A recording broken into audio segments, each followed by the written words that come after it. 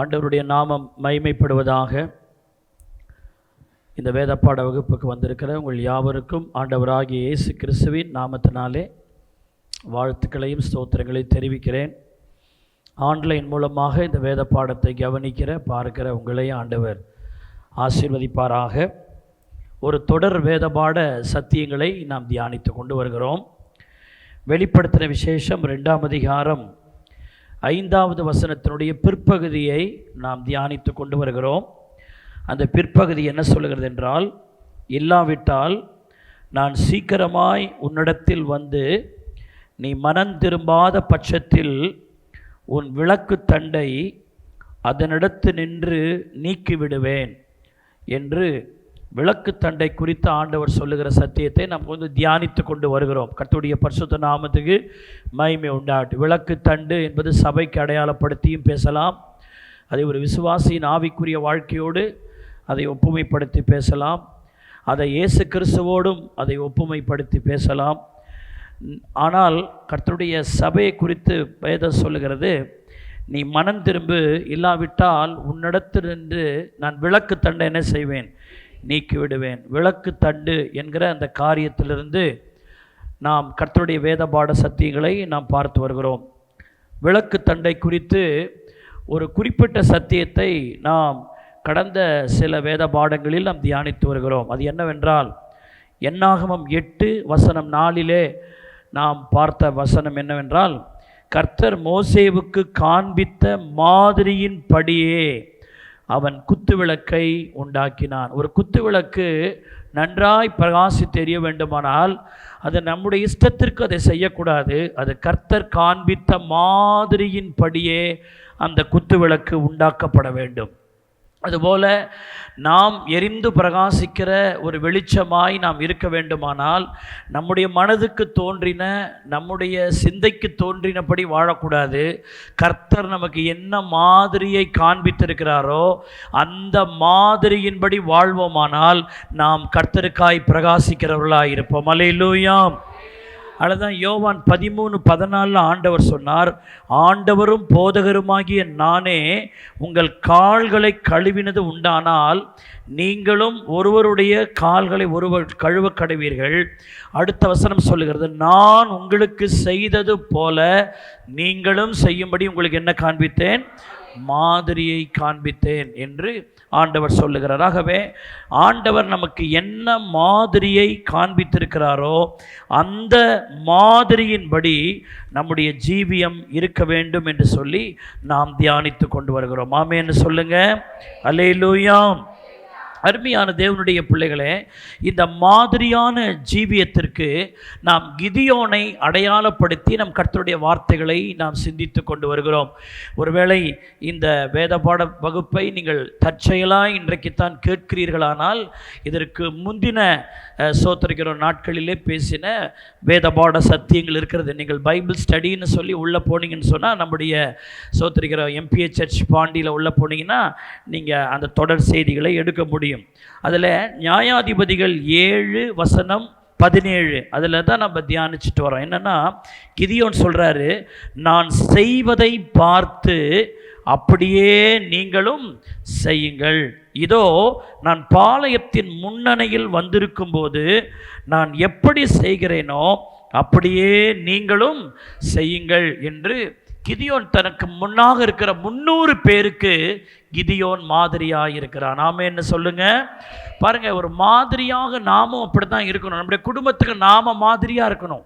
நாம் ஜெபிக்கிறத பார்த்து நம்முடைய பிள்ளைகள் ஜெபிக்கணும். நம்ம பரிசுத்தமாக இருக்கிறத பார்த்து நம்முடைய குடும்பத்தார் பரிசுத்தமாக இருக்கணும். நான் சரியாக இருக்கிறதை பார்த்து நான் வேலை செய்கிற வேலை ஸ்தலங்களில் ஜனங்கள் சரியாக இருக்கும்படி நாம் எந்தெந்த இடங்களிலாம் இருக்கிறோமோ அந்தந்த இடங்களில் நாம் மாதிரியாக இருக்க வேண்டும். ஆமென் என்ன சொல்லுங்க. அல்லேலூயா. உன் விசுவாசத்திலும் கற்பிலும் அன்பிலும் உன்னுடைய நடக்கை எல்லாவற்றிலும் மற்றவர்களுக்கு நாம் எப்படி இருக்கணும்னு ஆண்டவர் சொல்றாருங்க, மாதிரியா இருக்கணும்னு ஆண்டவர் சொல்றார். அல்லேலூயா. என் இஷ்டம், நான் இப்படித்தான் வாழ்வேன், நான் இப்படித்தான் பேசுவேன், என் வாய், என் காது, என் கண்ணு, நீ அதெல்லாம் கேட்காதன்னு சொல்லி நாம் அப்படி நம்ம வாழ முடியாது. சோத்திரிக்கிறோம். கர்த்தர் நம்மை இந்த உலகத்தில் இயேசுவினுடைய பிரதிபலிப்பாக நம்மளை தான் கர்த்தர் வச்சிருக்கிறார். சோத்திரிக்கிறோம். அவர் ஒளியானால் நாம் இயேசுவின் வெளிச்சமாக இருக்கிறோம். நம் மூலமாக தான் உலகம் இயேசுவை பார்க்க வேண்டும். அல்லேலூயா. நாம் நடக்கிறத வச்சு தான் இயேசு கிறிஸ்து எவ்வளோ பெரியவர், இயேசு எவ்வளோ பரிசுத்தம் உள்ளவர், அவரை வணங்குகிற அவரை சேவிக்கிற மக்கள் எப்படி இருக்கிறாங்க அப்படின்னு நம்முடைய மாதிரியை பார்த்து தான் மக்கள் ரட்சிக்கப்படுவாங்க, சபைக்கு வர முயற்சிப்பாங்க, நம்மோடு பேசுவாங்க, நம்மிடத்தில் ஜெபம் பண்ணி கொள்வாங்க, நம்மிடத்தில் ஆலோசனை கேட்பாங்க. நம்முடைய மாதிரி ரொம்ப முக்கியம். ஆமென்னு சொல்லுங்க. உலகத்தார் எப்படியும் வாழலாம், ஆனால் நான் அப்படிலாம் வாழ முடியாது. எல்லாருக்கும் முன்னாடி இயேசுவின் சாட்சியாக, இயேசுவின் மாதிரியாகத்தான் இந்த பூமியில வாழணும். அப்படித்தான் கர்த்தர் நமக்கு சொல்லி கொடுத்திருக்கிறார். நீங்கள் இந்த உலகத்துக்கு வெளிச்சமா இருக்கிறீங்க. இந்த பூமிக்கு நீங்க யாரா இருக்கிறீங்க? இருக்கிறீங்க. நீங்க தான் கலங்கர தீபமா இருக்கிறீங்க. ஒரு கலங்கரையினுடைய அந்த வெளிச்சத்தை பார்த்து தான் கப்பல் எந்த திசையில போகணும்னு போகும். அதுபோல தண்டின் மேல் உள்ள விளக்காக, சாரமுள்ள உப்பாக, அநேகருக்கு மாதிரியாக நாம் இருந்தா தான் நம்ம எரிந்து பிரகாசிக்கிற விளக்காக இருப்போம். கைகளை தட்டி கர்த்தரை ஸ்தோத்திரம் பண்ணுங்க. அல்லேலூயா. அப்போ இந்த கிதியோன் மற்றவர்களுக்கு மாதிரியாக இருந்தது போல நாமும் நம்முடைய ஆவிக்குரிய வாழ்க்கையிலே சபையில் இருந்தாலும் சரி, ஒரு குடும்பத்தில் இருந்தாலும் சரி, ஒரு வேலையில், ஒரு கம்பெனிலேயோ ஒரு ஆஃபீஸில் வேலை செய்கிறதா இருந்தாலும் சரி, நம்முடைய பேச்சு, சிந்தை, எண்ணங்கள் எல்லாமே சோத்திரம் இவங்க எப்படி நடந்துக்கிறாங்கன்னு நம்மை பார்த்து மற்றவர்கள் கற்றுக்கொள்ள முடியும் ஒரு மாதிரியாக நாம் இருக்க வேண்டும். ஆமென்னு சொல்லுங்கள். நீங்கள் எங்கே போனாலும், உங்கள் தெருவில் நடந்தாலும், என்ன செய்தாலும் ஒன்றை நல்லா தெரிஞ்சு ஜனங்கள் உங்களை கவனிச்சுக்கிட்டே இருக்கிறாங்கன்னு நீங்கள் கவனிக்கணும். யாரும் எல்லாரும் வீட்டுக்குள்ளே இருக்கிற மாதிரி தான் இருக்கும். ஆனால் நம்ம ரோட்டில் போகும்போது அவங்க நம்மளை கவனிக்கிறானே நமக்கு தெரியாது, ஆனால் நம்மளை கவனிச்சுன்னு இருப்பாங்க. ஒரு கட்டத்தில் சொல்லுவாங்க, நான் ரொம்ப நாளாக உங்களை பார்த்துட்டு தாங்க இருக்கிறேன், நீங்கள் போகும்போது வரும்போது உங்களை என்ன செஞ்சுக்கிட்டே இருக்கிறேன், பார்த்துட்டு இருக்கிறேன்னு ஒரு கட்டத்தில் சொல்லுவாங்க. அப்போ தான் நமக்கு தெரியும் யாருமே நம்மளை கவனிக்கிறோன்னு நினைக்கிறோம், ஆனால் ஜனங்கள் நம்ம என்ன செய்கிறாங்க, கவனிக்கிறாங்க. கிறிஸ்தவங்க சோத்திரிக்கிறோம், ஆண்டவரை சேவிக்கிறவங்க, அப்போ நீங்கள் நம்ம போகிறது நம்ம வர்றது எல்லாம் உலகம் கவனிக்குது என்பதை நாம் அறிந்து மிகுந்த ஜாக்கிரதையோடு நாம் நடக்க வேண்டும். கைகளை தட்டி கர்த்தரை ஸ்தோத்திரம் பண்ணுங்க. அல்லேலூயா. அப்போ குத்து விளக்கை குறித்து என்ன பைபிளில் போட்டிருக்குன்னா, மோசேட்ட ஆண்டு சொல்கிறாரு, நான் மலையில் உனக்கு என்ன பேட்டனை காட்டினனோ, என்ன மாடலை காட்டினனோ, என்ன மாதிரியில் நான் காட்டணும், எவ்வளோ உயரம் இருக்கணும், அது எப்படி செய்யப்படணும், அது எந்த விதத்தில் இருக்கணும் என்று அதனுடைய டிசைனில் நான் எப்படி காட்டினனோ அப்படியே அதை உண்டாக்குன்னு ஆண்டவர் சொன்னார். அல்லேலூயா. அப்போது நம்ம எந்த டிசைனில் இருக்கணும், சோத்திரம் எப்படி நம்ம நடக்கணும், என்ன பண்ணணும்னு சொல்லி கர்த்தர் இந்த வேதத்தில் நமக்கு மாதிரியை வச்சிருக்கிறார். அல்லேலூயா. இந்த வசனம் தான், இந்த பைபிள் தான் நமக்கு மாடல், மாதிரி எப்படி நடக்கணும். அல்லேலூயா. உலகத்தில் சட்டங்கள் இருக்கலாம், உலகத்தில் நீதின்னு சிலதை வச்சிருக்கலாம், அதெல்லாம் நம்முடைய மாடல் இல்லை. இந்த பைபிள் தான் நம்முடைய மாடல். கைகளை தட்டி கர்த்தரை ஸ்தோத்திரம் பண்ணுங்க.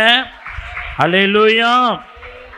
அப்போ கிதியோன் தனக்கு முன்னாக இருக்கிற 300 பேருக்கு அவன் மாதிரியாக இருந்தான். அப்போ அந்த கிதியோனுடைய லைஃப் எப்படி இருக்குது, ஏன் கிதியோன் எல்லாருக்கும் மாதிரியாக இருந்தான் அப்படின்னு நிறைய குறிப்புகளை நம்ம தியானித்தோம். ஆமென்னு சொல்லுங்கள்.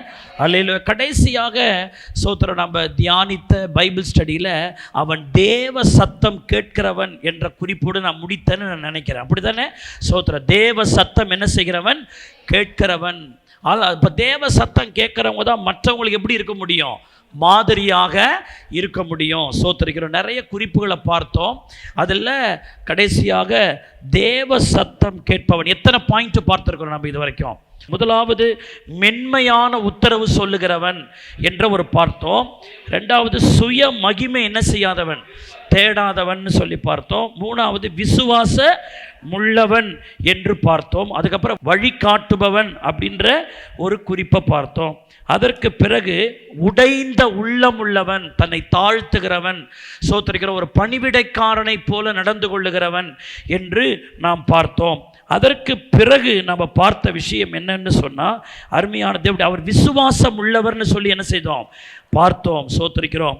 அது மாத்திரமல்ல, அவர் தேவ சத்தம் கேட்பவர்னு பார்த்தோம். அப்போ எத்தனை வருதுங்க பாயிண்ட்டு? 8 வருது. கர்த்தருடைய பரிசுத்த நாமத்துக்கு மகிமை உண்டு. அப்போ 8 பாயிண்ட் பார்த்துருக்குறோம். இன்னைக்கு ஒரு மாடல் அவர் பார்க்க போகிறோம். கிதியோனை குறித்து இன்னொரு மாடல். கிதியோன் ஏன் பிரகாசித்தார்? கிதியோனை ஆண்டவர் பயன்படுத்துறது காரணம் என்ன? கிதியோன் ஒரு மாடலாக இருந்தார் எல்லாருக்கும். என்ன மாடல் அப்படின்னா, 9வது பாயிண்ட், அவர் தரிசனம் உள்ளவர். சோத்திருக்கிறோம். என்ன உள்ளவருங்க? தரிசனம் உள்ளவர். கர்த்தருடைய பரிசுத்த நாமத்துக்கு மகிமை உண்டாகட்டும். அப்போஸ்தலனாகிய பவுல் சொல்லுகிறார், நாங்கள் விசுவாசித்து நடக்கிறவர்கள். கர்த்தருடைய பரிசுத்த நாமத்துக்கு மகிமை உண்டாகட்டும். சோத்திருக்கிறோம். அப்போ தரிசனத்தோடு அவர் நடக்கிறார். கர்த்தருடைய நாமம் மகிமை உண்டா. அப்போ முன்மாதிரி உள்ளவங்க தரிசனம் உள்ளவங்களா இருப்பாங்க. நல்லா கவனிக்கணும். முன்மாதிரி உள்ளவங்க, எல்லாரும் சொல்லுங்கள், முன்மாதிரி உள்ளவர்கள் தரிசனம் உள்ளவர்களாக இருப்பார்கள். அல்லேலூயா. கிதியோனுக்கு நல்ல ஒரு தரிசனம் இருந்தது. இஸ்ரவேல் தேசம் முழுவதும் அடிமைப்படுத்துகிற மீதியானியர். இந்த கிதியோனுடைய சப்ஜெக்ட் வர்ற நேரத்தில் இஸ்ரவேல் தேசத்தில் மீதியானியர்கள் வந்து அட்டூழியம் பண்ணுறாங்க, கெலாட்டா பண்ணுறாங்க, யுத்தம் பண்ணுறாங்க, சண்டை போடுறாங்க, சச்சரவு பண்ணுறாங்க. இஸ்ரவேலர்கள் விளைத்த வெள்ளாமையெல்லாம் கெடுக்கிறாங்க, கோதுமையெல்லாம் தூக்கிட்டு போகிறாங்க, இஸ்ரவேலெல்லாம் நாசப்படுத்துகிறாங்க. ஒரு 7 வருஷம் அவங்கள ரொம்ப நெருக்கடி கொடுத்தாங்க. இந்த மீதியானியருக்கு பயந்து ஜனங்கள் குகைகளிலும் சந்துகளிலும் மறைவிடங்களிலும் போய் ஒளிந்து கொள்ளும் நிலை ஏற்பட்டது. இஸ்ரவேலர்கள் பிரயாசப்பட்டு பண்ணுகிற எல்லா பலன்களையும் அவர்கள் களவாடி கொண்டு போகிறார்கள். அவர்களை எதிர்க்க முடியாமல் இஸ்ரவேலர்கள் திணறினார்கள். அப்படிப்பட்ட ஒரு காலகட்டம். எங்கு பார்த்தாலும் வேதனை, எங்கு பார்த்தாலும் வெறுமை, எங்கு பார்த்தாலும் சண்டை, எங்கு பார்த்தாலும் சச்சரவு, எங்கு பார்த்தாலும் குழப்பம், எங்கு பார்த்தாலும் கலகம். அப்படி ஒரு நிலைமை அன்றைக்கு இருந்தது.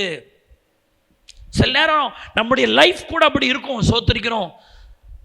ஒரே பிரச்சனையா இருக்கு பாஸ்டர், ஒரே கஷ்டமா இருக்கு பாஸ்டர், பிரச்சனையின் மேலே பிரச்சனை வருது பாஸ்டர், என்னால் அதை தாங்கிக்க முடியல பாஸ்டர், வீடாவே இல்லை பாஸ்டர், சூழ்நிலைமை இப்படி இருக்குது பாஸ்டர், ஒரு பிரச்சனையா 2 பிரச்சனையா சமாளிக்கிறது எல்லாம் அப்படியே கிடக்குது. ஒரு மாற்றம் இல்லை, ஒரு முன்னேற்றம் இல்லை, சந்தோஷம் இல்லை, சோத்திர விரக்தியாக இருக்குது, ஏன் வீட்டுக்கு போகணுன்ற மாதிரி இருக்குது, வாழணுன்ற எண்ணமே இல்லை, சலிப்பாக இருக்குது, சஞ்சலமாக இருக்குது. சில நேரம் நம்முடைய லைஃப் அப்படி கடினமான சூழ்நிலைகளே சில நேரம் நம்முடைய லைஃப் வருதை நம்ம பார்க்குறோம்.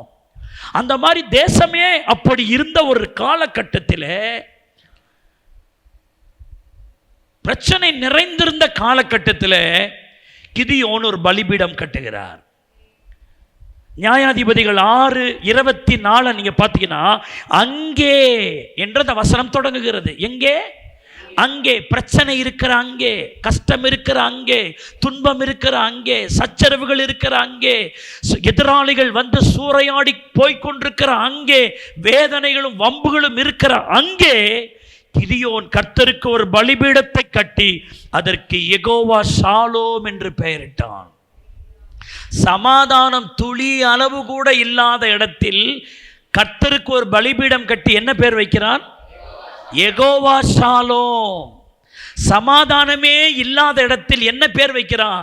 சமாதானம். அருமையான தேவனுடைய பிள்ளைகளே, முன்மாதிரி உள்ளவர்கள், அவங்க தரிசனம் உள்ளவங்க, சமாதானம் இல்லாட்டாலும் கர்த்தர் சமாதானம் தருவார் என்கிற ஒரு தரிசனம் அவர்களுக்கு இருந்தது. ஆமென்னு சொல்லுங்க. அல்லேலூயா. கர்த்தருடைய பிள்ளைகள் சோத்திரிக்கிறோம். சூழ்நிலைமைகள் எப்படி வேணாலும் இருக்கலாம். உடனே அவ்வளோதான், என் குடும்பம் அவ்வளோதான், என் வாழ்க்கை அவ்வளோதான், நான் வீணாத்தான் போகிறேன், இனி நான் நன்மை எனக்கு வரப்போகிறதில்ல, காரியம் இன்னும் நடக்க போகிறதில்ல அப்படின்னு நம்ம உதறி பேசக்கூடாது. சோத்திரிக்கிறோம். சூழ்நிலைகள் எப்படியா இருந்தாலும் தரிசனம் உள்ளவங்க விசுவாசிக்கணும். தோத்திரிக்கிறோம். கர்த்தர் இந்த சூழ்நிலையில் எங்களுக்கு என்ன கொடுப்பார்? சமாதானம் கொடுப்பார். ஆமென்னு சொல்லுங்க. ஒரு பள்ளிக்கூடத்தில் டிராயிங் காம்படிஷன் நடக்குது. அந்த டிராயிங் காம்படிஷனில் ஒரு கிளாஸில் அந்த கிளாஸுடைய வாத்தியார் சொல்கிறார் மாணவர்கள்ட்ட,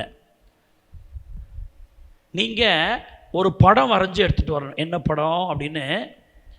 சமாதானத்தை பிரதிபலிக்கிற மாதிரி. என்னங்க? அந்த படத்தை பார்த்தாலே என்ன தெரியணும்? ஒரு சமாதானம் தெரியணும். அதுக்கு நான் டிசைனில் நான் கொடுக்கல, ஆனால் இந்த பொருள் மட்டும் நான் உங்களுக்கு கொடுக்குறேன். உங்கள் படத்தை பார்த்தா என்ன இருக்கணும்? ஒரு சமாதானம். அப்படின்று அண்டர்ஸ்டாண்ட் பண்ணுற மாதிரி ஒரு டிராயிங் வரைஞ்சி எடுத்துகிட்டு வாங்க அப்படின்னு வாத்தியார் எல்லா மாணவர்களுக்கும் சொல்லி அனுப்புகிறார். அப்போ எல்லா மாணவர்களும் வீட்டுக்கு போகிறாங்க. ஒவ்வொருவரும் இந்த படத்தை பார்த்தா சமாதானம் தெரிகிற மாதிரி படங்கள் வரைகிறாங்க. அருவி ஓடுற மாதிரி, குருவிகள் பாடுற மாதிரி, மலைகளில் சூரியன் உதிக்கிற மாதிரி, மரம் செடி கொடிகள் புல்வெளிகள் சோத்திருக்கிறோம், அந்த விதைக்கிறது அறுவடை ஆகிறது, ஜனங்கள் சந்தோஷமாடி நடந்து போகிறது, ஆற்றங்கரை குளம் அப்படின்னு ஒவ்வொருவருக்கும் என்னென்ன தோணுதோ என்ன செய்கிறாங்க, வரைகிறாங்க. அதில் அப்புறம் எல்லாருமே ஒரு மாதிரி வரைஞ்சி எடுத்துகிட்டு வராங்க. வாத்தியார் எல்லாத்தையும் பார்க்குறார், ஒவ்வொரு படத்தையும் பார்க்குறார், ஒவ்வொரு படத்தையும் பார்க்குறார். பரவாயில்ல பரவாயில்ல பார்த்துட்டு வர்றார். ஒரு படத்தை பார்க்குறாரு, அவருக்கு அதை செலக்ட் பண்ணுறார். அந்த படத்தை, அந்த படம் எப்படி இருக்குன்னா, காற்று அடிக்கிற மாதிரி, மரம் உடையிற மாதிரி, அப்படியே வெள்ளம் ஊருக்குள்ளே வர மாதிரி, அணைகள் உடைஞ்சி போகிற மாதிரி, பயங்கரமான அந்த அந்த இடத்த பார்த்தாலே கலவரமாக இருக்குது. அப்படி மரம் உடைஞ்சி கிளை உடைஞ்சி ஆற்று தண்ணி வெள்ளம் உள்ளே வந்து இப்படி பல எதிர்மாறான காட்சிகள் எல்லாம் அப்படி வரைஞ்சிட்டு, அதில் ஒரு குருவி ஆனந்தமாக பாடுற மாதிரி ஒரு படம். அதில் இவ்வளவு சூழ்நிலை நடுவிலும் ஒரு குருவி மட்டும் எப்படி பாடுதுங்க, ஆனந்தமாக பாடுற மாதிரி. அப்போது அந்த வாத்தியார் இதுதான் சமாதானத்தின் படம் அப்படின்னு செலக்ட் பண்ணுறார். அப்போ மற்ற மாணவர்களாம் கேட்குறாங்க, என்னங்க நாங்கள் எவ்வளோ ப்ளசண்ட்டாக அழகாக ஆறு ஓடுற மாதிரி, மரம் செடிகள் விளையிற மாதிரி, வயல்வெளிகள் இருக்கிற மாதிரி, இதெல்லாம் ஜனங்கள் சந்தோஷமாக போகிற மாதிரி நாங்கள் வரைஞ்சோம். இதை நீங்கள் சமாதானத்தின் படமாக எடுக்காமல் உடஞ்சி போனதும் வாரிக்கின்னு போகிறதும், அதில் ஒரு குருவி பாடுறது அது என்ன அப்படின்னு, இதை போய் என்ன சார் சமாதானத்துக்கு எடுத்தீங்கன்னா, அவர் சொன்னார், சமாதானம் என்பது எல்லாம் நன்றாக இருக்கும் போது சமாதானமாக இருக்கிறது அல்ல, எல்லா எதிர்மாறான சூழ்நிலை நடுவிலும் அதன் நடுவில் சமாதானமாக இருப்பது தான். ஆனால் தான் பைபிள் சொல்லுது, உம்மை உறுதியாய் பற்றி கொண்ட மனதை உடையவன் உம்மையே நம்பி இருக்கிறபடியால் அவனை பூரண சமாதானத்தோடே காத்து கொள்ளுவீர். அல்லேலூயா. நீங்கள் ஒன்றை குறித்து கவலைப்படாமல் எல்லாவற்றை குறித்து ஸ்தோத்திரத்தோடு கூடிய ஜெபத்தினாலும் விண்ணப்பத்தினாலும் தேவனுக்கு தெரியப்படுத்தல். அப்போது எல்லா புத்திக்கும் மேலான தேவ சமாதானம் உங்களுடைய இருதயங்களை ஆளும்னு போட்டிருக்கு. எப்போ என் வாழ்க்கையில் கவலைகளும் பிரச்சனைகளும் சூழ்ந்து போகும்போது அதை நான் கர்த்தருக்கு நான் தெரிவித்து என் பிரச்சனை நடுவிலும் நான் சமாதானத்தோடு நிற்பது. கைகளை தட்டி கர்த்தரை ஸ்தோத்திரம் பண்ணுங்க. அல்லேலூயா.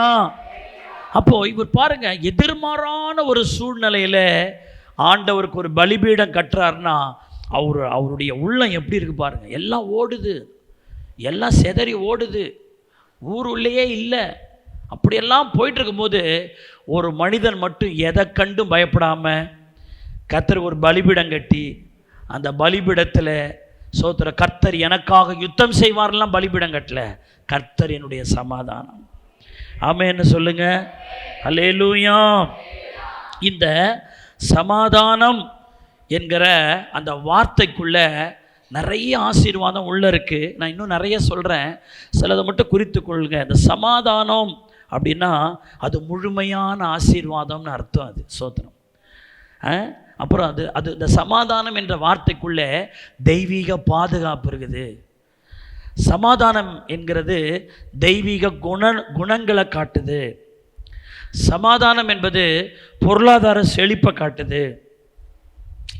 சமாதானம் என்பது சுற்றி உள்ளோர் நண்பர்களாக சோத்தரிக்கிறோம் நமக்கு மாறுகிறத காண்பிக்குது. சோத்தரிக்கிறோம். சமாதானத்துக்கு நிறைய விளக்கம் நான் சொல்லிக்கிட்டே போகலாம். சோத்தரிக்கிறோம்.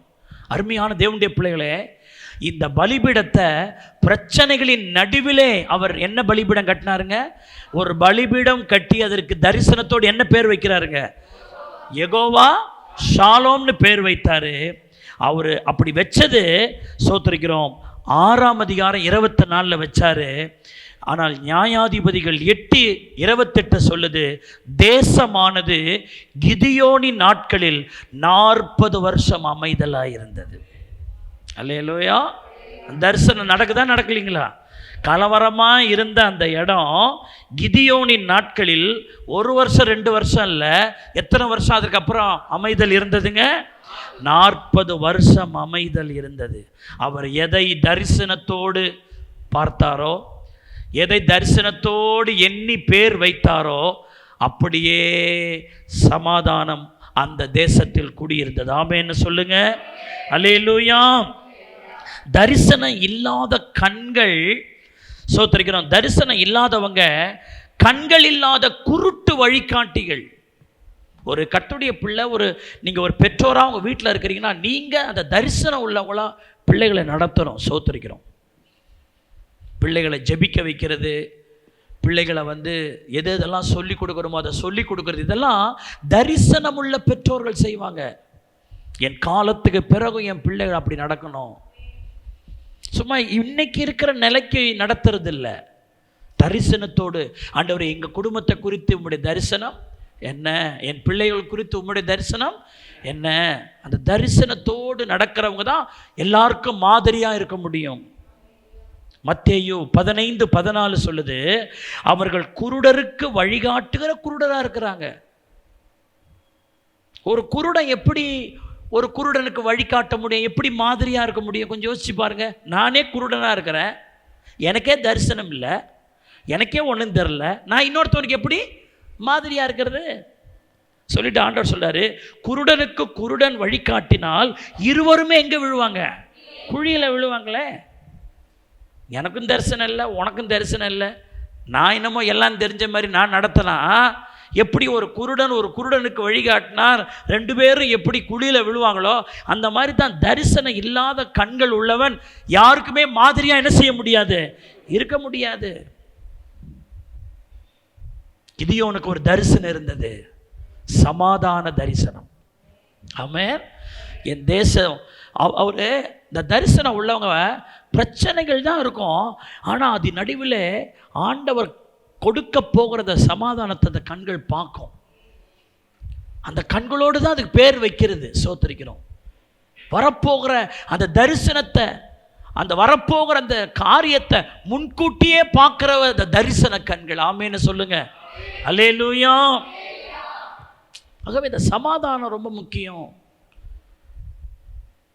தரிசனம் உள்ளவன், ஏன்னா ஆண்டவருக்கு என்ன பேர் வைக்கிறான்?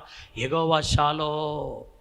யெகோவா ஷாலோம். ஒருவேளை இன்றைக்கு உங்கள் குடும்பம் எதிர்மாறான சூழ்நிலை மேலே இருக்கலாம். நீங்களும் சொல்லுங்கள், யெகோவா ஷாலோம். என்னுடைய வீட்டில் யெகோவா ஷாலோம்னு நான் ஒரு பலிபீடம் கட்டுறேன். ஒருவேளை இன்னைக்கு என் வீட்டில் எல்லாம் ஒரு மாதிரி இருக்கலாம், சூழ்நிலைகள் தாறுமாறாக இருக்கலாம், கோணலும் மாறாக இருக்கலாம், ஆனால் இப்படியே இருக்க போகிறது இல்லை. ஒரு சமாதானத்தை கர்த்தர் கட்டளையிடுகிறார். ஒரு சமாதானம் என் வீட்டுக்கு வருது. சமாதானத்தின் பலிபீடத்தை நான் கட்டுகிறேன். அல்லேலூயா. அந்த பலிபீடம் கட்டப்பட்ட பிறகு ஒரு 40 வருடம் கிதியோனின் நாட்களிலே சமாதானம் இருந்தது போல நீங்க விசுவாசிச்சு அப்படி பலிபீடம் கட்டினீங்கன்னா உங்க நாட்கள் எல்லாம் அந்த சமாதானத்தை நீங்கள் காண்பீர்கள். அல்லேலூயா.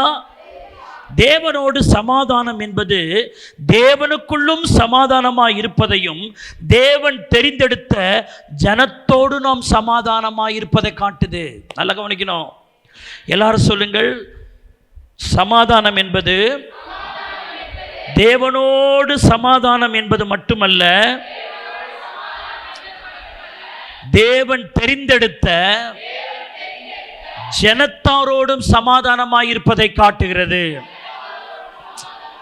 அல்லேலூயா.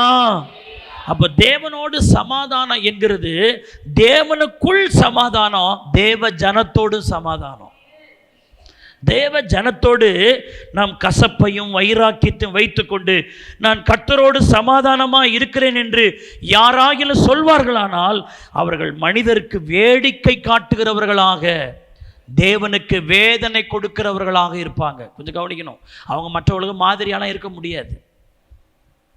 அப்படிப்பட்டவர்கள் சாரமற்ற உப்பை போல, தண்ணீரற்ற மேகத்தை போல, எதற்கும் எவருக்கும் பயனில்லாதவர்களாக அவங்க இருப்பாங்க.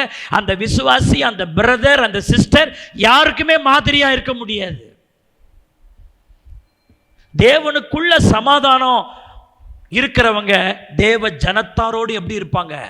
சமாதானமா இருப்பாங்க. பைபிள் சொல்லுது, கூடுமானால் யாவரோடு எப்படி இருங்க? சமாதானமா இருங்க. யாவரோடு சமாதானம். நாம் ஆராதிக்கிற தேவன் யெகோவா ஷாலோம், நம்மை ரட்சித்த தேவன் சமாதான பிரபு, நமக்குள் வாசம் பண்ணுகிற தேவன் சமாதான நதி. இப்படி இருக்கும்போது சமாதானம் இல்லாமல் இருப்போமானால் தேவனுடைய பிரசன்னத்தை நாம் கொஞ்சமும் உணர முடியாது. அவர் சமாதான காரணர், அவர் சமாதானத்தின் தெய்வம், அவர் சமாதானத்தை கொண்டு வருகிறவர். அப்படி தேவன் இருக்கும் பொழுது நாம் சமாதானம் இல்லாமல் நடந்து கொண்டு தேவ பிரசன்னத்தை என்ன செய்ய முடியாது? உணர முடியாது. சண்டை போட்டுடலாங்க, வாய்க்கு வந்தபடி பேசிடலாம், அதுக்கப்புறம் போய் ஜெபம் பண்ணுங்க. உங்களால் நல்லா ஜெபம் பண்ண முடியுமான்னு கொஞ்சம் யோசிச்சு பாருங்க. சண்டை போட்டுருங்க, அப்புறம் பைபிள் படிச்சு பாருங்க, ஒன்றும் உங்களுக்கு புரியாது. நீங்க பைபிள் படிப்பீங்க, ஒன்று மண்டையில் ஏறவே ஏறாது. ஊழியர்களாகிய நாங்கள் அதைத்தான் காத்துக்க ரொம்ப முயற்சி பண்ணுவோம். ரொம்ப போய் சில பிரச்சனைகளில் போயிட்டு தலையிட மாட்டோம். சில நேரம் நினைப்பீங்க, பாஸ்டர் எதுலேயும் கண்டுக்க மாட்டேன்றார், அப்படியே கழுவுன மீனில் ஊட்டம் சட்டை போட்டு நான் சமாதானத்தை இழந்து நான் ஜெபம் பண்ணுறதுக்கும் பைபிள் படிக்கிறதுக்கும் போய் நின்னா ஒன்று எனக்கு வரவே வராது. எங்களுக்கு தேவை சமாதானம் தான். அல்லேலூயா. நான் பேசி என்ன ஆக போகிறது? அதனால் மேக்சிமம் நான் உள்ளே போகிறதுக்கு யோசிப்பேன். சோத்திரம், பேசுறது பேசிடலாம் எல்லாரும். சமாதானத்தை இழந்துட்டா நான் பைபிள் படித்தாலும் அது வெறுமையாக இருக்கும், ஜெபம் பண்ணாலும் எப்படி இருக்கும்? வெறுமையாக இருக்கும். சாப்பாடு இல்லாமல் கூட நாங்கள் வாழ்ந்துருவாங்க. தேவனுடைய சமாதானம் இல்லாமல், அவருடைய பிரசன்னம் இல்லாமல் வாழ முடியாது எங்களால். அல்லேலூயா. அதை காத்து கொள்றதுக்கு சில லாபமாக இருக்கிறத கூட நாங்கள் நஷ்டம்னு சொல்லி என்ன செய்வோம்? எண்ணிட்டு போவோம். போட்டு ரொம்ப மண்டைக்குள்ளெல்லாம் ஏற்றிக்கிட்டு எல்லாத்தையும் சிந்திச்சுட்டு போனால் சோத்திரம் நிற்க முடியாது. ஆமாம், என்ன சொல்லுங்க? ஊழியத்தில் எவ்வளவோ சோத்திருக்கிற காரியம் வருது, நம்பிக்கை துரோகம் சோத்திருக்கிறோம், சபையில் இருந்து அப்புறம் சபைக்கு எதிராக மாறுறது சோத்திருக்கிறோம், சபைக்கு நம்பிக்கைக்கு பாத்திரம் இல்லாமல் நடக்கிறது. சில நேரங்களில் மனசை பாதிக்கும். அதெல்லாம் நாங்கள் ரொம்ப தலையிட்டோம்னா எது போயிடும்? எங்களை விட்டு சமாதானம் போயிடும். அப்போ சமாதானம் போயிட்ட பிறகு என்னத்தை ஜெபம் பண்ணுறது? அதான் விசுவாசிகள் புரிந்து கொள்ளணும். நீ சமாதானத்தை போய் மார்வாடி கடலில் வைக்கிற மாதிரி வச்சுவிட்டு நீ என்ன பாடினாலும் என்ன ஆராய்ச்சாலும் அது கூரை கூட என்ன செய்யாது? தாண்டாது. சமாதானம் ரொம்ப முக்கியம். மோசேயும் ஆரோனும் மீரியாமும் பாருங்க, இவங்க 3 பேருமே ஒரே வீட்டு பிள்ளைகள். மீரியாம் அக்கா, அதுக்கு அடுத்தது ஆரோன், அதுக்கு அடுத்தது மோசே. இவங்க 3 பேரும் ஒரே வீட்டில் பிறந்த பிள்ளைகள், இந்த 3 பேருமே. ஆனால் இஸ்ரவேல் ஜனத்தின் மேல் தலைவர்களாகவும் தீர்க்கதரிசிகளாகவும் கர்த்தர் இந்த 3 பேரையும் அங்கீகரித்து வச்சிருக்கிறாரு. ஒருத்தர் ஆசாரியனாக, ஒருவனை கர்த்தர் தலைவனாக, ஒருத்தவங்களை தீர்க்கதரிசியாய் கர்த்தர் அங்கீகரித்தவங்களை வச்சிருக்கிறார். ஆனால் எதிர்பாராத வேளையில் சோத்திருக்கிறோம், முக்கியத்துவமே இல்லாத ஒரு காரணத்துக்காக, நல்லா கொஞ்சம் கவனிங்க, என்ன காரணத்துக்காக? முக்கியமே இல்லாத ஒரு காரணத்திற்காக 3 கொண்ட அந்த கூட்டணி 2 அணியா பிரியுது. மீரியாமும் ஆரோனும் தனியா பிரிகிறாங்க, மோசே தனியா நிற்கிறார். ஏதோ ஒரு பிரச்சனையை பெருசாக்குறாங்க. அது பெரிய இஷ்யூவே கிடையாது. அது மோசே கல்யாணம் பண்ண ஒரு பெண் விஷயத்தில் என்ன உண்டாகுது? அவங்களுக்குள்ள ஏதோ ஒரு பிரிவு வருது. அவ்வளவு தூரம் சமாதானத்தோடு நடத்தி, அவ்வளோ லட்சோப லட்ச ஜனங்களை நடத்தி வந்த இந்த மோசே ஆரோன் மீரியாமுக்குள்ள ஒரு சமாதான கேடு வருது, பிரிவு உண்டாகுது. நல்லா கொஞ்சம் கவனிங்க. நடந்தது என்ன தெரியுமா? நீங்கள் என்னாகமம் 12ஆம் அதிகாரம் 9, 10 ஆகிய வசனத்தை வீட்டில் போய் வாட்சி பாருங்க. சோத்திருக்கிறோம், வீட்டில் போய் வாட்சி பார்த்தீங்கன்னா அதில் ஒரு 5 காரியம் ஒன்று நடக்குது.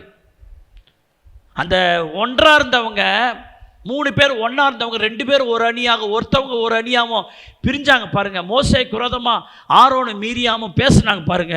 பைபிளில் போடுது, கர்த்தருக்கு கோபம் உண்டது. நம்பர் 1. நீங்கள் வீட்டில் போய் அந்த வசந்த வாட்சி பார்த்தீங்கன்னா நான் சொல்கிற பாயிண்ட் எல்லாம் அங்கே இருக்கும். கர்த்தருக்கு என்ன உண்டது உண்டாயிடுச்சுங்க? கோபம் உண்டாச்சு. 2வது ஒரு வார்த்தை எனக்கு ரொம்ப என்னை வேதனைப்படுத்துகிற, நம்முடைய வாழ்க்கையில் நடக்கவே கூடாத ஒரு வார்த்தை, கர்த்தர் போய்விட்டார். என்னங்க?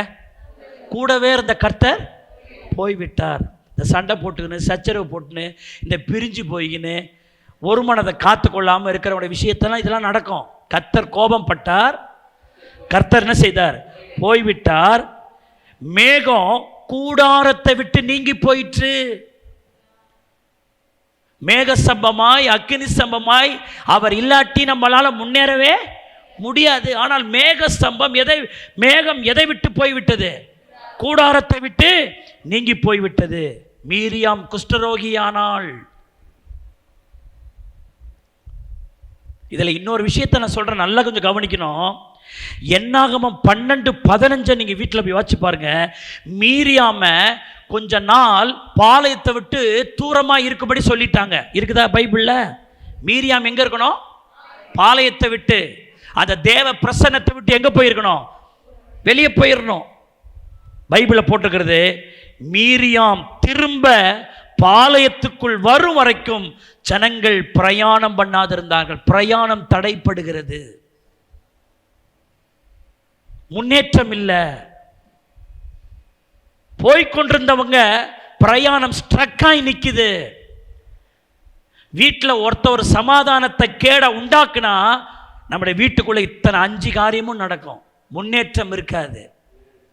வீட்டின் மேல் இருக்கிற பிரசன்னம் போயிடும். கர்த்தர் போயிடுவார். கர்த்தர் என் மேலே கோபமாக இருப்பார். என் வாழ்க்கையில் பிரச்சனைகளை நான் சந்திக்க வேண்டியது வரும்.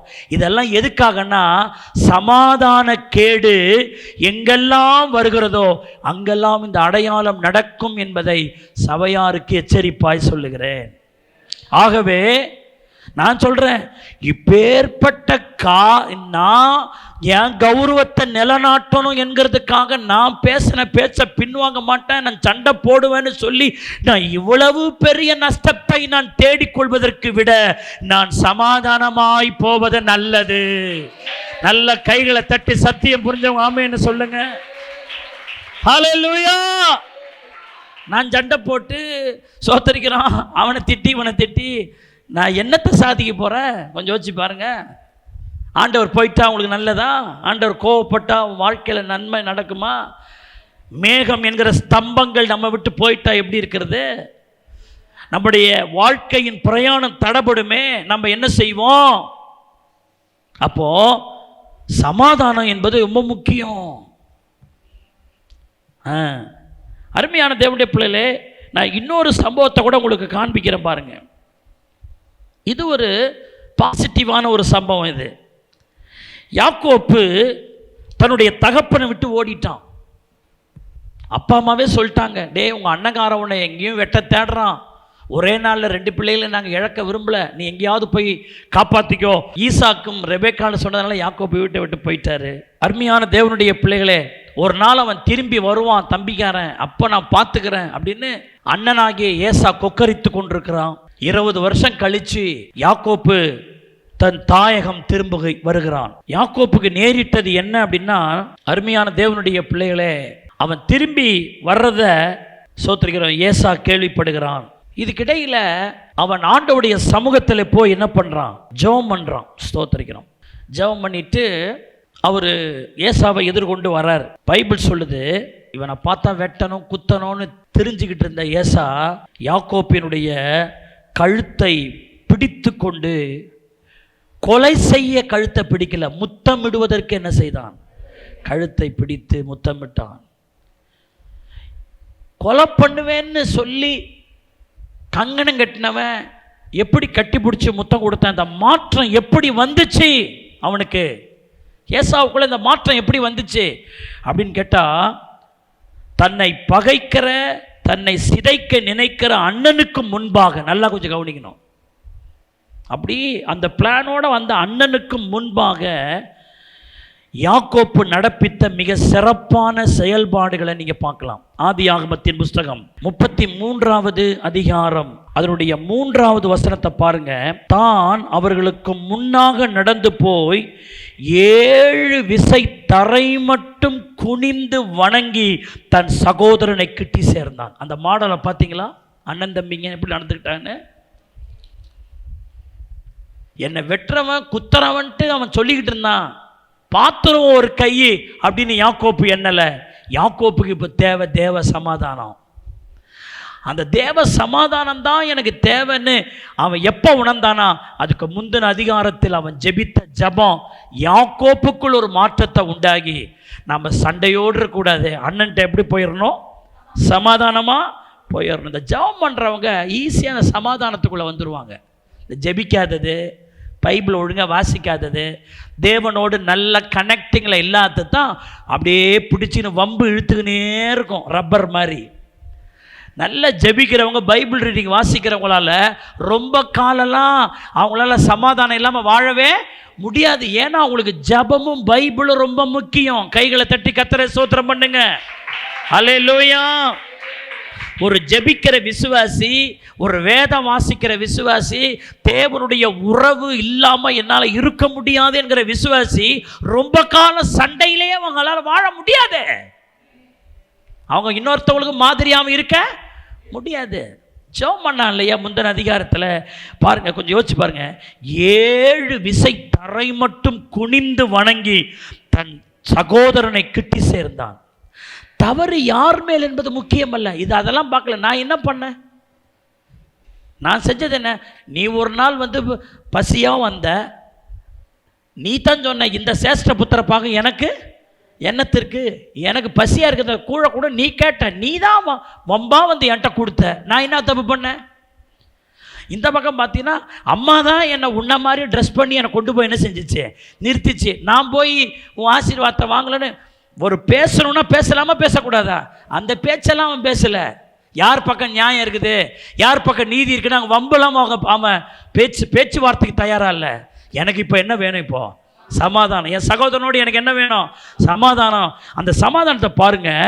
தாழ்ந்து போவது தரம் குறைந்து போகும் செயல் அல்ல. அருமையான தேவனுடைய பிள்ளைகளே, அது தேவனால் ஆசீர்வதிக்கப்பட்டவன் எப்பொழுதும் சமாதானமாய் வாழும்படிக்கு எதையும் தியாகம் செய்து, அல்லேலூயா, இந்த சமாதானத்துக்காக எதையும் அவன் தியாகம் செய்வான். யார் மேலே தப்பு, யார் மேலே தவறுன்னு இப்போ வாக்குவாதம் பண்ணுறதுக்கு எனக்கு டைம் இல்லை. எனக்கு தேவை சமாதானம். அந்த சமாதானத்துடைய விஷயம் பாருங்க.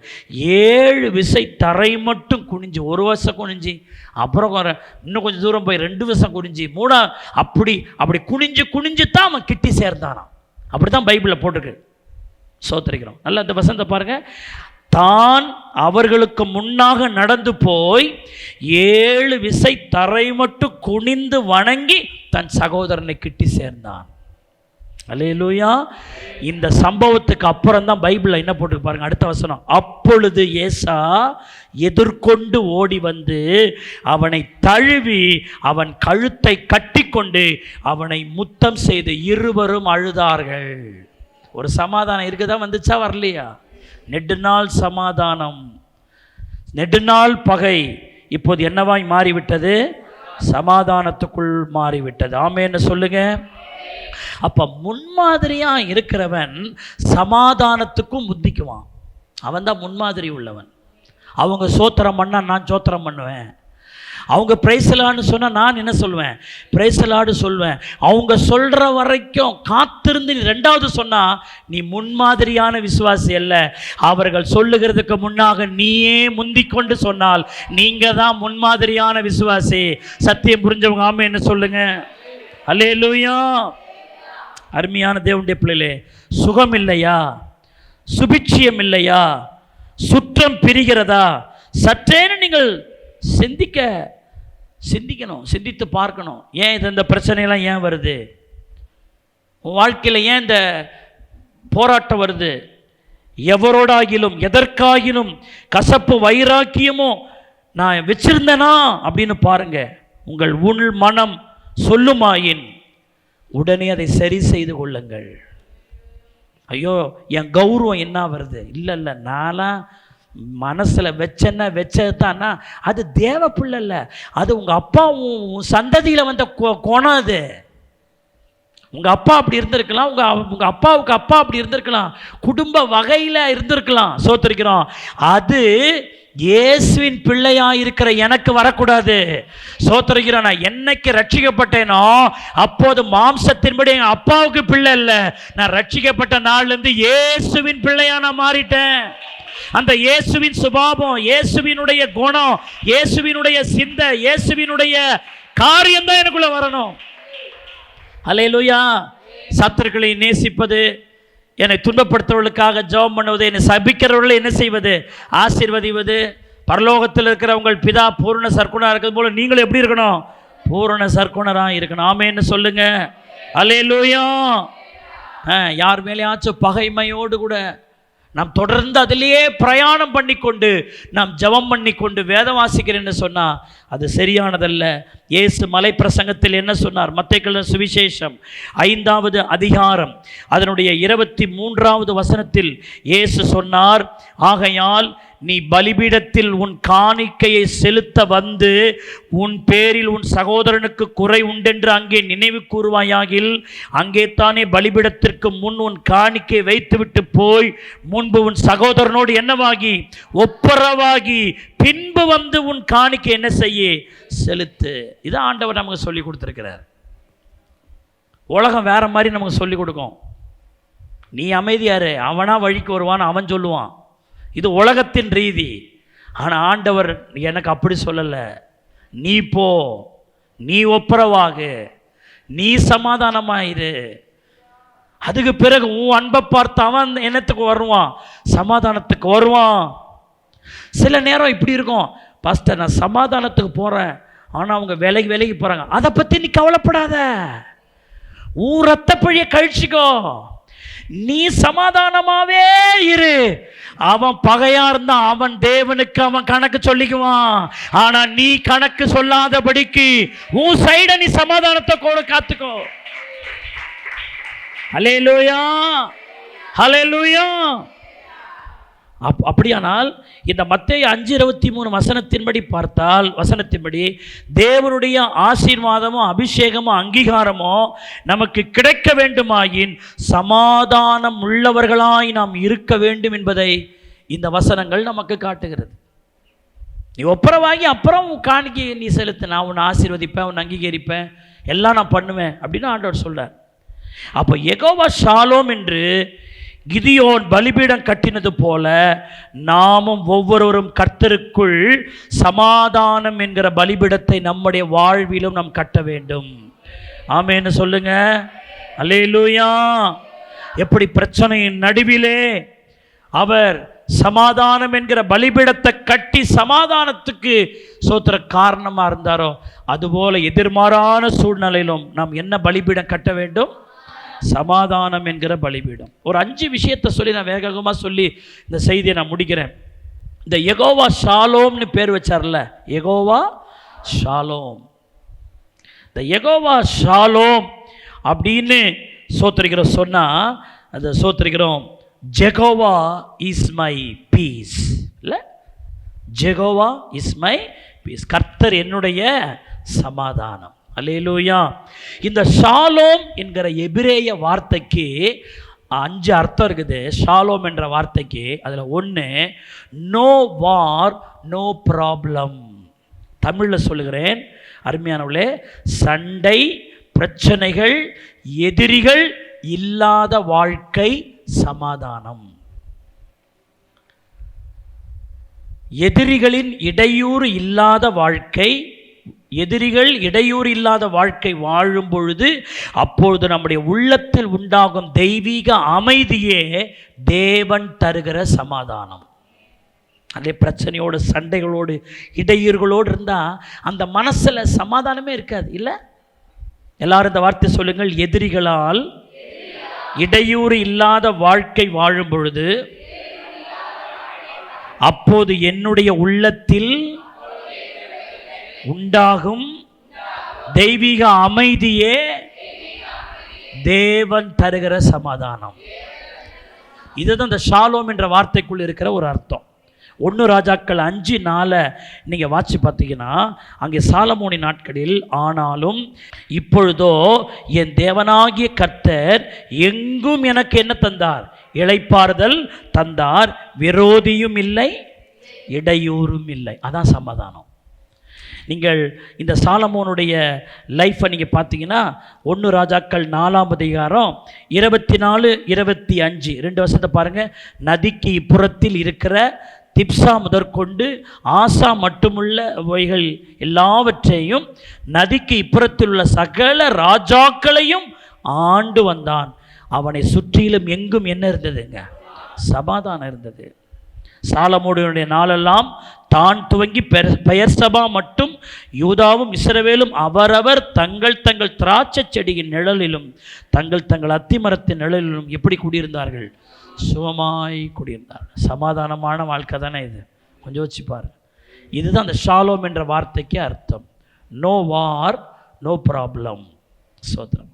ரெண்டாவது, இந்த ஷாலோம் என்கிற எபிரேய வார்த்தைக்கு இன்னொரு அர்த்தம் making good for a loss. தமிழில் சொல்லுகிறேன், இழந்து போனதற்கு பதிலாக, நல்லா கொஞ்சம் கவனிங்க, இழந்து போனதற்கு பதிலாக நல்லவைகளை பெற்றுக்கொள்ளும் போது நம்முடைய இருதயத்தில் கிடைக்கிற நல் உணர்வே தேவ சமாதானம்.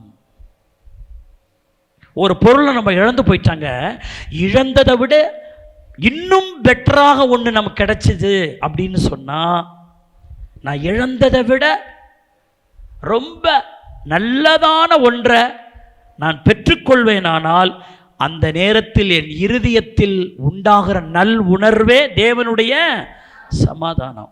உலகத்தில் சொல்லுவாங்க, ஒரு பொருள் வாங்கும் பொழுது உள்ள சந்தோஷத்தை பார்க்கிலும் அதை தொலைத்து திரும்ப கிடைக்கும் போது சந்தோஷம் ரெட்டிப்பாக இருக்குன்னு சொல்லுவாங்க. இல்லை, ஒரு நகையை வாங்குகிற கடையில் தொலைஞ்சிருச்சு, தேடுவோம், 4-5 நாளாக தேடுறோம், அப்புறம் அது கிடச்சிருச்சுன்னு எப்படி சொல்லுவாங்க? கிடச்சிருச்சின்னு. நீ நகை வாங்கும் போது அப்படியே சொன்னேன், வாங்கிட்டேன் நான் சொன்னேன். அப்போ போய் திரும்ப வரும்பொழுது சோத்திருக்கிறோம். உதாரணமாக பிரதர் ராஜா பிரதர் இருக்கிறாரு, ஒரு மாடு வாங்கிட்டு வந்தார். 30,000 போட்டு 40,000 போட்டு ஏதோ ஒரு மாடு பால் கறக்கிறதுக்கோ எதுக்கோ வாங்குறான்னு வச்சுங்க. தொலைஞ்சிருச்சு, மாடே தொலைஞ்சிருச்சு. ஐயோ இயேசுவே, நான் இவ்வளோ போட்டு வாங்கினேன், இந்த விஷயத்துக்கெல்லாம் நான் வாங்கினேன், எங்கே போச்சுன்னு தெரியலையான்னு 4-5 நாளுக்கு பிறகு ராஜா பிரதருக்கு ஒரு செய்தி வருது, உங்கள் மாடு கிடச்சிருச்சுன்னு சொன்னால், அதை வாங்கும்போது இருந்த சந்தோஷத்தை விட திரும்பி வந்தபொழுது இருக்கிற சந்தோஷம் சொல்லுங்கள், ஒத்துக்குவார்னு நினைக்கிறேன் ராஜா பிரதர். தோத்திரம். அதுபோல் அருமையான தேவனுடைய பிள்ளைகளே, ஒன்றை இழந்து அதைவிட நல்லது ஒன்று நமக்கு கிடைக்கும் பொழுது நம்முடைய இருதயத்தில் உண்டாகிற உணர்வே என்னதுங்க? சமாதானம். உதாரணம் பாருங்களேன், யாத்திராகமம் 22ஆம் அதிகாரம், யாத்திராகமம் 22வது அதிகாரம், அதில் 4லேருந்து 7வது வசனம் வரைக்கும் வாசிக்கிறோம் பாருங்களேன். ஸ்தோத்திரிக்கிறோம். அவன் திருடினது மாடாவது, அதுக்குத்தான் அந்த வார்த்தையை நான் சொன்னேன். தோத்திரம். அல்லேலூயா. அவன் திருடினது மாடாவது, கழுதையாவது, ஆடாவது உயிருடனே அவன் கையில் கண்டுபிடித்தால் அதை ரெட்டிப்பாய் அவனுக்கு திரும்ப கொடுக்கணும். அதுக்கு ஒருத்தன் திருடிட்டான், எவன் திருடினானோ, திருடினவன் கண்டுபிடிச்சிட்டான்னா, யாருக்கிட்டேருந்து திருடினானோ, ஒரு மாடை திருடினா எத்தனை மாடை கொடுத்துடணும்? அப்போ தொலைஞ்சது 1 தான், வந்தது 2ஆந்த போது அவருக்கு ஆனந்தம், பேரானந்தம் சொல்லுவாரா சொல்ல மாட்டாரா? தொலைஞ்சது 1, கிடைச்சது 2. சமாதானம் வருமா வராதான்ற நான். அப்புறம் 5வது, ஒருவன் பிறனுடைய வயலிலாவது திராட்சை தோட்டத்திலாவது தன் மிருக ஜீவனை மேய விட்டால் அவன் தன் சுய வயலிலும் திராட்சை தோட்டத்திலும் உள்ள பலனில் உத்தமமானதை எடுத்து பதில் செலுத்த கடவன். சும்மா தார்மாராக எடுத்து கொடுத்துடக்கூடாது, இருக்கிறதுலே நல்ல தரமானதை எடுத்து அவனுக்கு கொடுத்துடணும். ஆனால் அவன் மேய்ஞ்சது ஒன்றும் சாவியான போன செடியாக கூட இருக்கலாம், ஆனால் அவனுக்கு திரும்ப எப்படி வரணும்? உத்தமமானது, தரமானது அப்படி வரணும். அப்போ அவனுடைய சமாதானம் அதிகமாக இருக்குமா இருக்காதா? எப்பா ஒன்று போச்சு, சூப்பராக கிடச்சிருது அப்படின்னு ஒரு ஒரு ஒரு உள்ள உணர்வு. 6வது, அக்கினி எழும்பி முட்களில் பற்றி தானிய போரையாவது விளைந்த பயிரையாவது வயலில் உள்ள வேறு எதையாவது எரித்து போட்டதே ஆனால் அக்கினியை கொளுத்தினவன் அக்கினி சேதத்திற்கு என்ன செய்யணும்? உத்தரவாதம் பண்ணிடணும். இழந்ததான் திருப்பி கொடுத்துடணும். 7வது பாருங்க, ஒருவன் பிறனுடைய வசத்தில் திரவத்தையாவது உடைமைகளையாவது அடைக்கலமாக வைத்திருக்கும் போது சோத்திருக்கிறோம், அது அவன் வீட்டிலிருந்து திருடுபட்டு போனால் திருடன் அகப்பட்டானாகில் அவன் அதற்கு எப்படி கொடுக்கணும்? ரெட்டிப்பா தரணும். அப்போ இழந்தவனுக்கு இழந்தது ரெட்டிப்பா திரும்ப கிடைச்சா அவன் உள்ளத்தில் எப்படி ஒரு சமாதானம் இருக்குமோ அதுதான் தேவன் நமக்கு தர்ற சமாதானம். கைகளை தட்டி கர்த்தரை ஸ்தோத்திரம் பண்ணுங்க. ஹல்லேலூயா.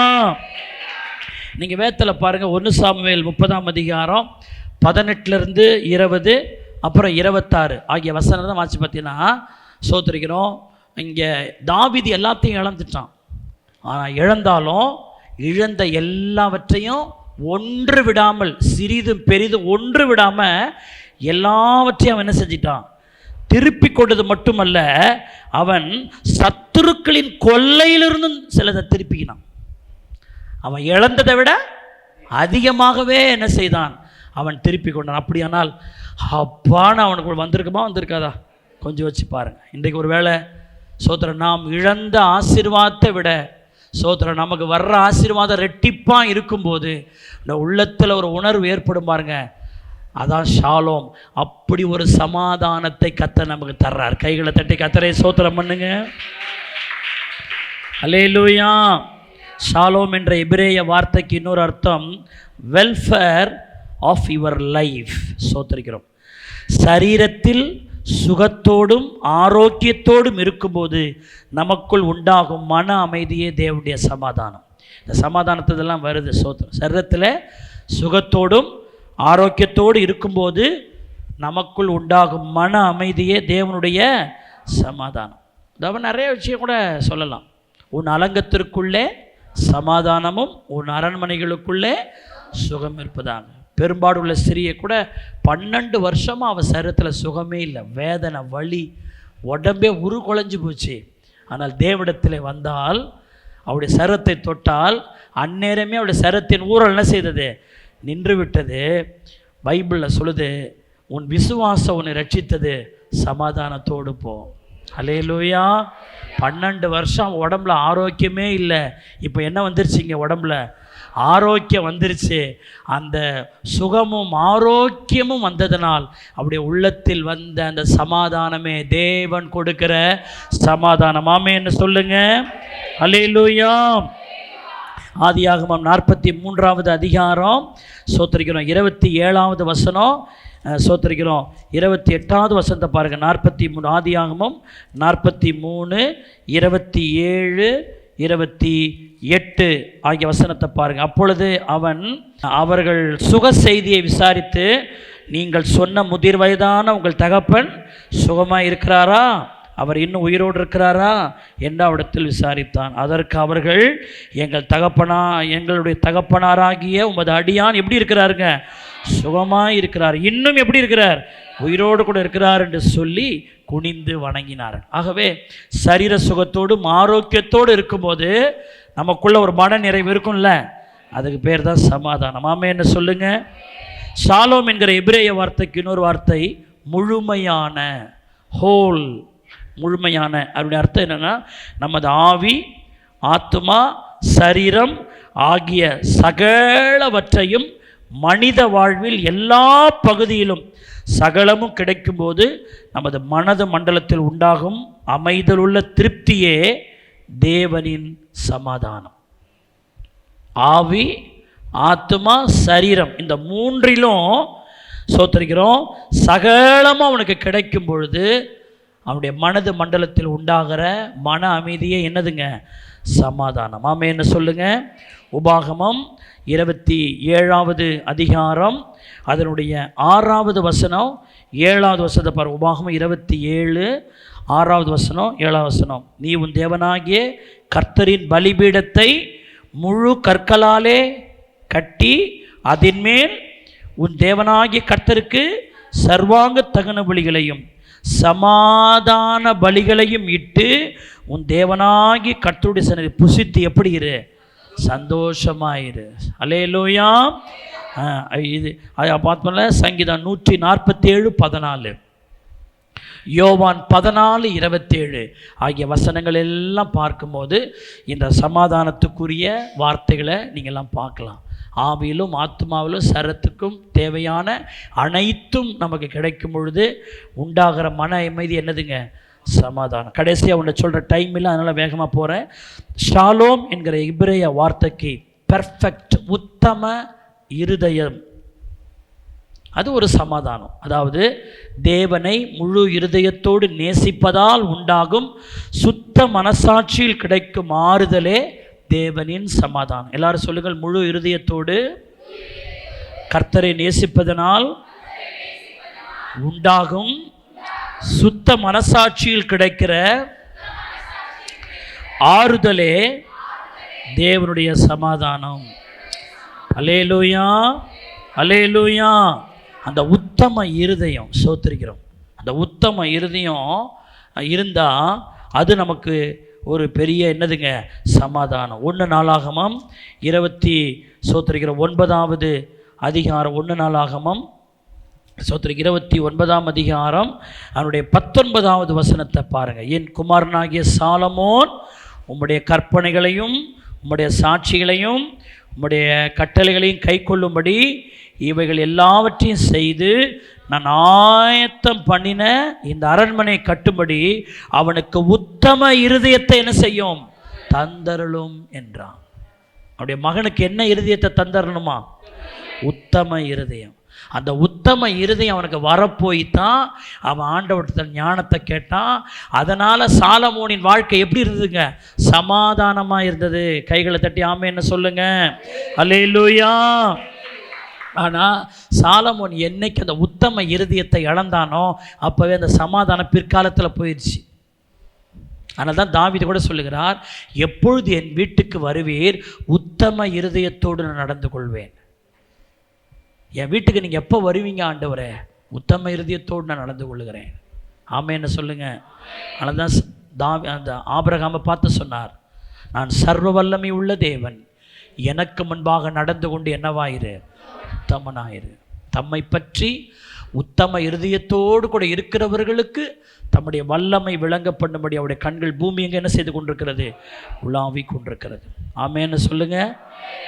தேவனை நேசிக்கும் முழு இருதயத்தில் வேறு எவருக்கும் இடம் கொடாத பூரண நிலையில் கிடைக்கும் ஆத்தும திருப்தியே தேவனின் சமாதானம். எல்லாரும் இந்த வார்த்தையை சொல்லுங்கள், தேவனை நேசிக்கும் முழு இருதயத்தில் வேறு எவருக்கும் இடம் கொடாத பூரண நிலையில் கிடைக்கிற ஆத்தும திருப்தியே தேவனின் சமாதானம். அல்லேலூயா. இப்படிப்பட்ட சமாதானம் நம்முடைய குடும்பத்தில் இருக்கணும். இப்படிப்பட்ட சமாதானம் நம்முடைய சபையில் இருக்கணும். இப்படிப்பட்ட சமாதானம் நம்முடைய தேசத்தில் இருக்க வேண்டுமானால் இந்த சமாதானத்தை பெற கிதியோன் என்ன செய்தாரோ அப்படியே நாமும் செய்வோம். அல்லேலூயா. அப்போ கிதியோன் மற்றவர்களுக்கு அவர் எதனால் முன்மாதிரியாக இருக்கிறார்னா, பிரச்சனைகளின் நடுவிலும் கர்த்தருக்கு என்ன பலிபீடம் கட்டுறாருங்க? சமாதானம் பலம். அல்லேலூயா. அப்போ கிதியோன் சொல்கிறாரு, நான் என்ன செய்கிறேனோ அப்படியே நீங்களும் செய்யுங்கள். அப்போது நமக்கு குத்துவிளக்கு இதனுடைய சத்தியம் என்ன? நான் உனக்கு எப்படி காண்பித்தேனோ அப்படியே அதை உண்டாக்கு. அப்போ நம்முடைய வாழ்க்கை, நம்முடைய சபை, நம்முடைய குடும்பம், நம்முடைய தனிப்பட்ட வாழ்க்கை நம்ம இஷ்டத்துக்கு டிசைன் பண்ணுறதில்ல. இந்த பைபிள் என்ன சொல்லி இருக்கிறதோ, என்ன செய்ய சொல்லுகிறதோ அப்படியே நடப்போமானால் நாமும் பிரகாசிக்கிற குத்து விளக்குகளாய் அநேகருக்கு மாதிரிகளாய் நாம் இருப்போமாமே என்ன சொல்லுங்க. அல்லேலூயா. இன்னைக்கு ஒரு பாயிண்ட்டை பார்த்தோம். ஏன் கிதியோன் மற்றவர்களுக்கு முன்மாறியாக இருந்தார்னா, அவர் பிரச்சனை நடுவிலும் அவர் சமாதானத்தை குறித்த தரிசனம் அவருக்கு இருந்தது. அல்லேலூயா, அல்லேலூயா. ஆவிக்குரிய வாழ்க்கையில் ரொம்ப தேவை சமாதானங்க.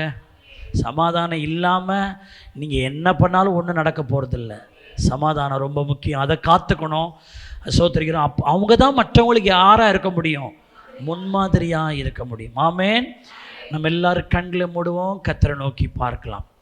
இந்த நாட்களில் ஆண்டவர் நம்மோடு கூட பேசியிருக்கிறார். சோத்திரிக்கிறோம். கர்த்தர் இப்படி நம்மளோடு கூட பேசியிருக்கிற எல்லா கிருபைகளுக்காக சோத்திரிக்கிறோம். நாம் கைகளை தட்டி கர்த்தரை சோத்திரம் பண்ணுவோம். சோத்திரம், சோத்திரம், சோத்திரம், சோத்திரம். ஜெபிப்போம். அவளை நேசிக்கிற நல்ல பிதாவே, இந்த நல்ல வேளைக்காய் சோத்திரிக்கிறோம். நாங்கள் கிதியோனை போல ஆண்டவரே பிரச்சனையின் நடுவிலும் உமக்கு சமாதானம் என்கிற பலிபீடத்தை கட்டி ஆண்டவரே சோத்திரிக்கிற அதன் மூலமாக ஆண்டவரே சமாதானத்தை நாங்கள் கொண்டு வருகிறவர்களாக, அதை அப்படிப்பட்ட ஒரு தரிசனம் உள்ளவர்களாக என்னையும் எங்கள் சபையாரை நீர் மாற்ற வேண்டும் என்று நாங்கள் செபிக்கிறோம். நாங்கள் மற்றவர்களுக்கு மாதிரியாக இருக்கணும் ஆண்டவரே.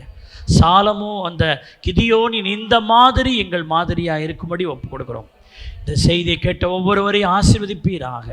கர்த்தாவே, இந்த செய்தியை எப்பொழுது கேட்டாலும், எந்த நேரத்தில் கர்த்தருடைய பிள்ளைகள் கேட்டாலும், கேட்கிற ஒவ்வொரு நேரமும் ஆண்டவரே சோத்திரம் இந்த நன்மைகள் ஆசீர்வாதமும் பிள்ளைகளுக்கு வருவதாகன்னு நான் ஜெபிக்கிறேன். தொடர்ந்து நல்ல நாமத்தை மகிமைப்படுத்தும். சமாதானத்தின் கர்த்தர் பிள்ளைகளோடு இருந்து நடத்துவாராக. இயேசுவின் நாமத்தில் ஜெபிக்கிறோம் நல்ல பிதாவே, ஆமென். நம்ம எல்லாரும் சேர்ந்து சொல்லுவோம். என் ஆத்துமாவே,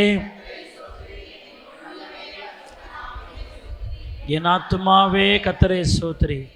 செய்த சகல உபகாரங்களையும் மறவாதே. அவரின் அக்கிரமங்களெல்லாம் மன்னித்து என் நோய்களெல்லாம் குணமாக்கி என் பிராணனை அழிவுக்கு விலக்கி மீட்டு கிருபையினாலும் இரக்கங்களினாலும் முடிசூட்டி நன்மையினால் என் வாயை திருப்தியாக்கி கழுகு சமானமாய் திரும்ப என் வயதை வாழ வயது போல் ஆக்குகிறார். நம்முடைய கர்த்தராகிய இயேசு கிறிஸ்துவின் கிருபை, பிதாவாகிய தேவனுடைய அன்பு, பரிசுத்த ஆவியானவருடைய அந்யோன்ய ஐக்கியம், சிநேகம், வழிநடத்தல், பாதுகாப்பு, பராமரிப்பு இன்றும் என்றும் சதா நாட்கள் கிறிஸ்துவின் வருகை பரியந்தமும் நம் அனைவரோடு கூட இருப்பதாக.